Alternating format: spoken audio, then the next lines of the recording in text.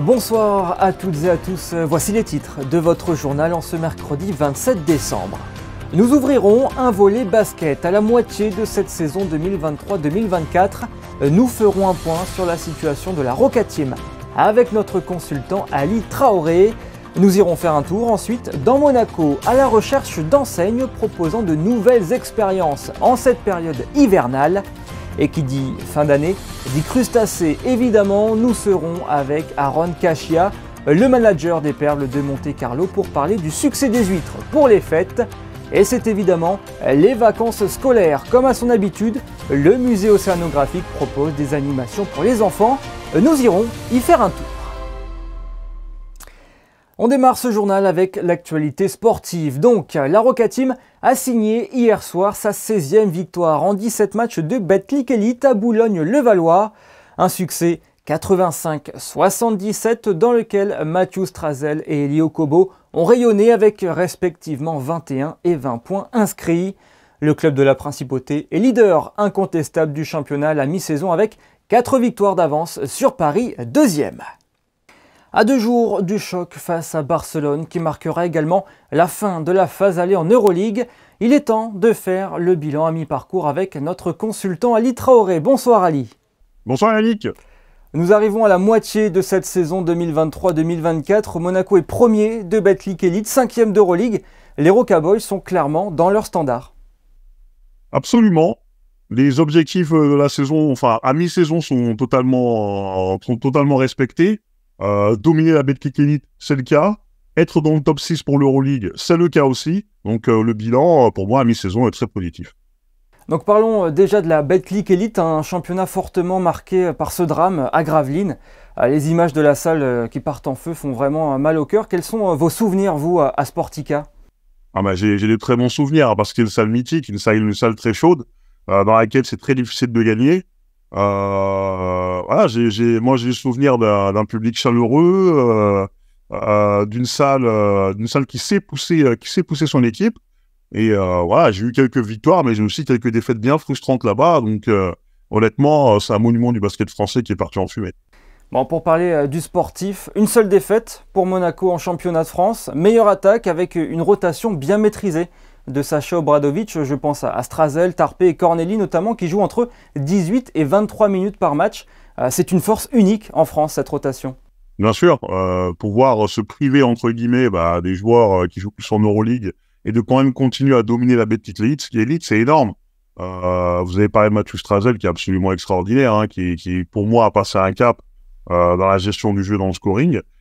Terry Tarpé qui apporte, Peter Corneli qui apporte aussi, même Jaïté qui est encore un peu en dedans, mais la saison, je pense que la saison est encore longue, donc on pourra peut-être le voir mettre le nez à la fenêtre.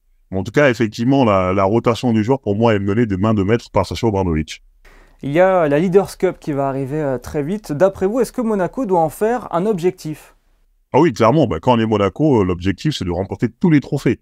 Donc forcément, la Leaders Cup, ça doit faire partie ça doit rentrer dans l'escarcelle de la Roca Team, au même titre que la Coupe de France, que l'Euroleague et la Betclic Elite. Il y avait eu l'année dernière, on s'en souvient, cet épisode très douloureux de la Leaders Cup qui a même peut-être conditionné une fin de saison synonyme d'orgueil pour la Roca Team avec ce Final Four finalement en Euroleague. Est-ce que vous pensez que les Roca Boys, ceux qui étaient là l'année passée, l'ont en travers de la gorge, ce qui s'est passé notamment ce match perdu face à Bourg-en-Bresse ? Ouais, bien sûr, vu les compétiteurs qu'on a dans l'équipe, forcément, ils ont cette Leaders Cup en tête. En plus que maintenant, au niveau national, c'est le seul trophée qui manque à ce groupe de joueurs-là, parce qu'on sait que la Roca Team a remporté quelques Leaders Cup, j'en faisais partie aussi.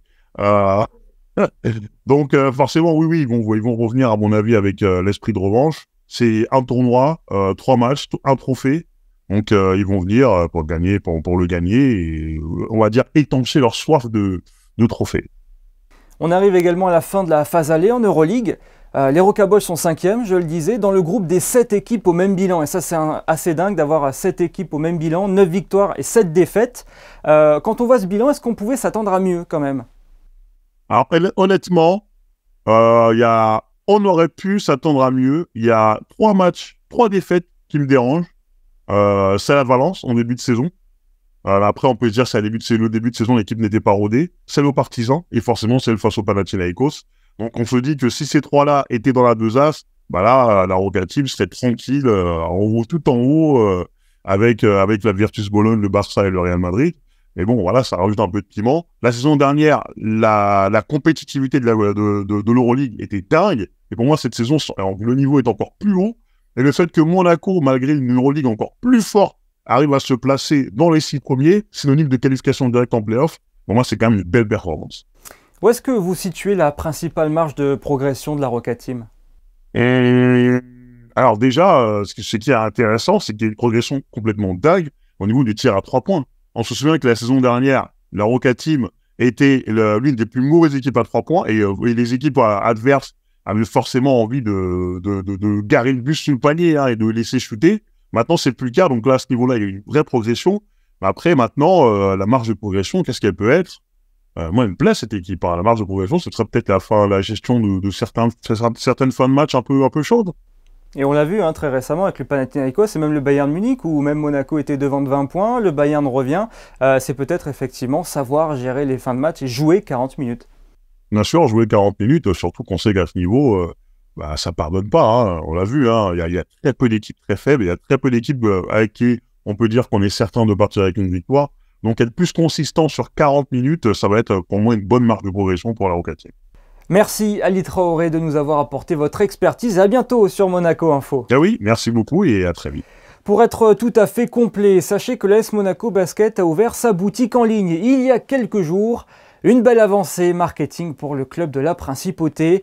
Vous pourrez y trouver des maillots, des casquettes, des écharpes, des habits et plein d'accessoires. A noter, les frais de port sont offerts à partir de 120 € d'achat. L'hiver est des plus agréables à Monaco, alors pourquoi pas tenter de nouvelles expériences glaciales ou chaleureuses?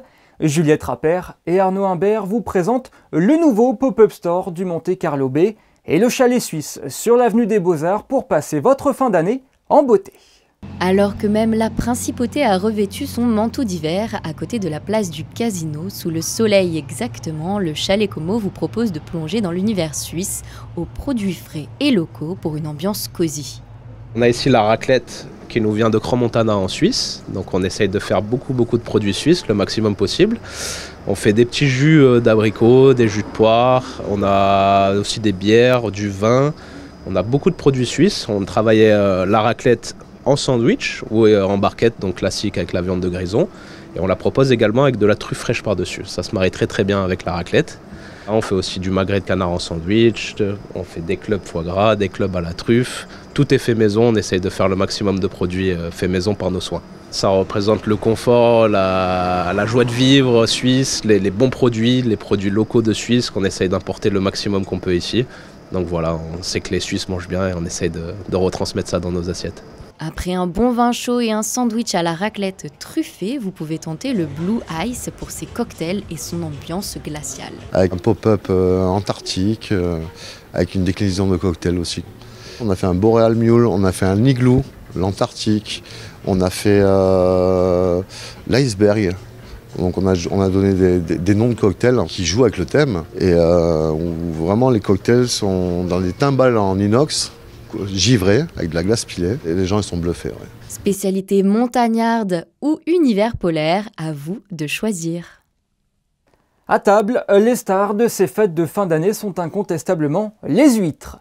Selon le Conseil national de conchiliculture, en France, ce sont près de 60 000 kilos d'huîtres qui sont consommés entre Noël et le Nouvel An, soit près de la moitié de la production annuelle.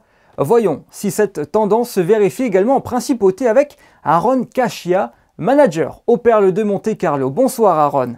Bonsoir. Les huîtres pour les fêtes de fin d'année sont-elles toujours des best-sellers ? Alors les huîtres sont toujours des best-sellers, ouais, et j'ai même envie de dire le sont de plus en plus, en tout cas pour nous, quoi. Nous on voit que notre activité année après année, elle augmente toujours un peu plus, donc on peut dire que oui, les huîtres sont toujours des best-sellers. Par rapport au réveillon du Nouvel An, est-ce que vous prévoyez un plateau spécial ? Non, on fait toujours, entre Noël et Jour de l'An, on reste vraiment sur les mêmes produits, sur les mêmes bases, donc c'est exactement pareil. Ça, il n'y a rien qui change par contre. Et en termes de plateau, qu'est-ce qui vous est le plus demandé ? Des huîtres, beaucoup de demandes en huîtres. On On a aussi une demande sur l'ensemble des produits qu'on propose, ça c'est sûr. Une demande de toute façon qui est toujours croissante, ça c'est ce qu'on remarque. Mais c'est vrai que ce qui revient constamment, c'est les huîtres, ça c'est sûr. En termes de dégustation, qu'est-ce qui pourrait parfaitement accompagner des huîtres ? En premier lieu, des crevettes. Des crevettes, du saumon évidemment. Notre saumon gravlax qui est extrêmement demandé et qui est je trouve exceptionnel. Je trouve que c'est un bon alliage. Crevettes, huîtres et saumon, pour moi c'est le best. Quels sont les principes de base à respecter pour les huîtres ? C'est déjà d'essayer de les sortir de l'eau le plus tard possible. Donc nous, étant donné qu'on pratique de l'affinage et qu'on a les huîtres qui sont directement en bassin, donc on peut les sortir de l'eau et les servir aux clients immédiatement. Donc ça, là, c'est par rapport aux huîtres fermées. Moi, ensuite, je dirais qu'il faut les conserver. Dès lors qu'on vous les vend, il faut absolument les conserver au froid. Et évidemment, à partir du moment où vous ouvrez les huîtres, il faut compter grand maximum 2-3 heures pour les manger, vraiment pas plus, et évidemment les conserver au frais le plus froid possible. Alors vous nous avez parlé d'affinage. Comment se porte cet affinage ici à Monaco? Est-ce que vous avez observé un quelconque impact du climat ou de la température de la mer? Comment ça se passe pour vous à ce niveau-là? Non, nous, vous savez, on a tous un système de pompage qui fait qu'on peut à la fois contrôler le taux de salinité, la température. Donc, vu qu'on peut jouer avec la température, nous, on n'a pas ressenti. Il n'y a pas eu de modification en fait sur les huîtres. Il n'y a pas eu d'imprévus ou de choses qu'on ne maîtrise pas forcément. Au contraire, nous là, les conditions actuelles pour l'affinage, elles sont magnifiques. Merci beaucoup Aaron Cachia d'avoir été avec nous. Mais je vous en prie, merci à vous et à bientôt.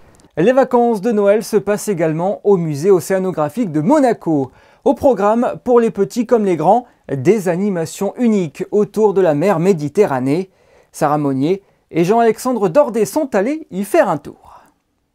Elle est si proche de nous et pourtant, elle reste méconnue par certains. La mer Méditerranée ne cesse de nous dévoiler ses secrets. Dans une succession d'animations, le musée océanographique orchestre une plongée au cœur de notre écosystème marin. Et pour commencer la visite en famille, une rencontre privilégiée avec les animaux du littoral.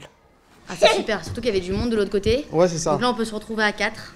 On a les explications, donc c'est top. Et on peut toucher surtout. Ouais, et puis en plus, les enfants, au moins, ils peuvent toucher, ils peuvent découvrir. Parce que c'est vrai qu'à côté, il y a plus de monde, donc plus compliqué de comprendre. Mais là, au moins, ils peuvent vraiment voir ce que c'est un petit peu les animaux de la mer.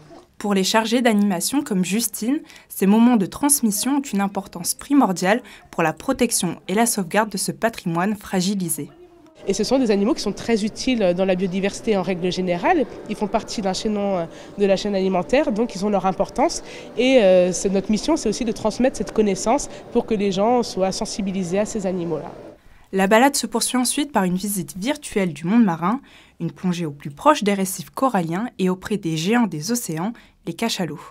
Dans un monde où tout est de plus en plus digital, c'est important de sensibiliser les ados, les grands, et donc d'avoir une autre façon de faire découvrir la biodiversité marine, les fonds marins. D'autres activités sont aussi disponibles comme un escape game à bord du bateau d'Albert Ier.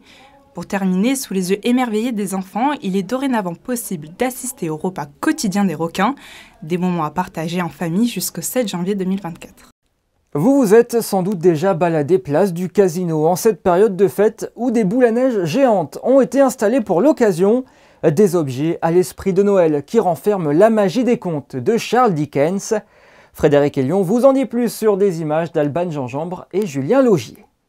C'est l'objet le plus vendu à Noël dans le monde entier. La boule à neige est un accessoire incontournable des fêtes de fin d'année. À Monaco, 5 boules à neige géantes ont été installées sur la place du Casino, l'occasion de découvrir en 5 actes les contes de Noël de Charles Dickens. Donc sur un brief de départ du président Valéry qui était clair, faire d'un Noël à Monaco un Noël féerique et magique. Donc on l'a réinterprété de notre façon dans 5 boules à neige, en retirant les fameux fantômes du 24 décembre et en les remplaçant par le Père Noël pour faire de cette ambiance aussi bien pour les petits que pour les grands. L'histoire, elle est fidèle à l'histoire de base, avec un Scrooge qu'on retrouve dans son bureau avec son employé Monsieur Scratchit. Et on voit un Scrooge qui est dans son environnement très avare et avide d'argent.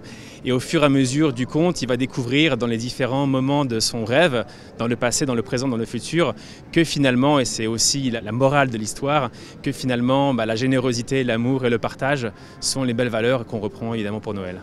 Une expérience visuelle mais aussi auditive puisque le conte est narré en français mais aussi écrit en anglais et en italien au dos des boules.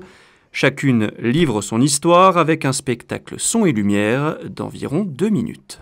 Il vous reste quelques jours pour visiter l'exposition Régnier III, le prince bâtisseur, sur le quai Antoine Ier. Cette exposition, qui rend hommage à l'ambition du souverain pour Monaco, vous est présentée par Christine Datomel.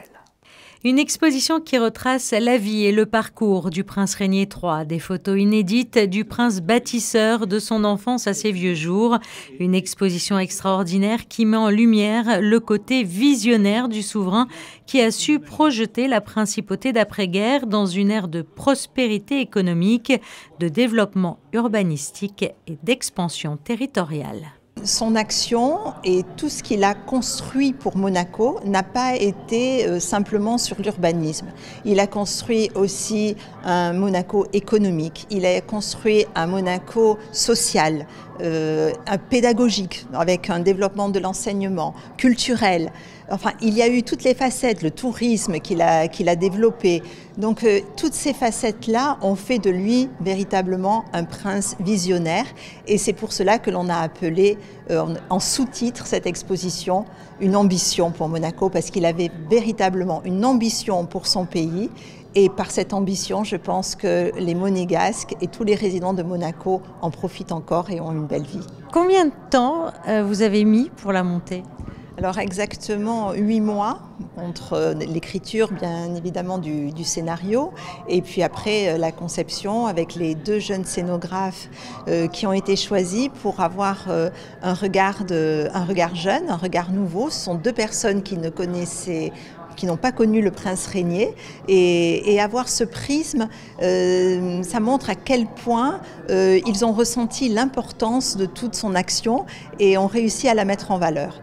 Une exposition qui dévoile comment le prince Régnier III a bâti Monaco en un état moderne, en le dotant d'infrastructures politiques, juridiques et constitutionnelles, et comment il s'inscrivait à la fois dans la continuité historique et dans l'innovation, tout en étant animé par une seule ambition, garantir la prospérité et le bien-être des Monégasques.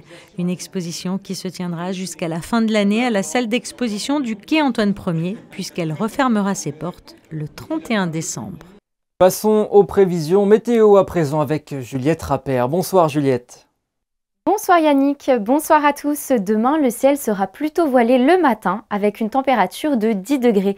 Puis le soleil fera son apparition aux alentours de midi et pour le reste de la journée avec une maximale de 12 degrés. Et ce jeudi 28 décembre, nous fêterons la Saint-Innocent en espérant que votre innocence ne soit pas trop prononcée à l'approche de la nouvelle année. Et on vous fait confiance pour ça Juliette. C'est ainsi que se termine ce journal. Merci de l'avoir suivi. En photo, nous revenons cette fois sur l'année sportive 2024 avec les plus beaux clichés des photographes de la direction de la communication. Passez une excellente soirée, à demain.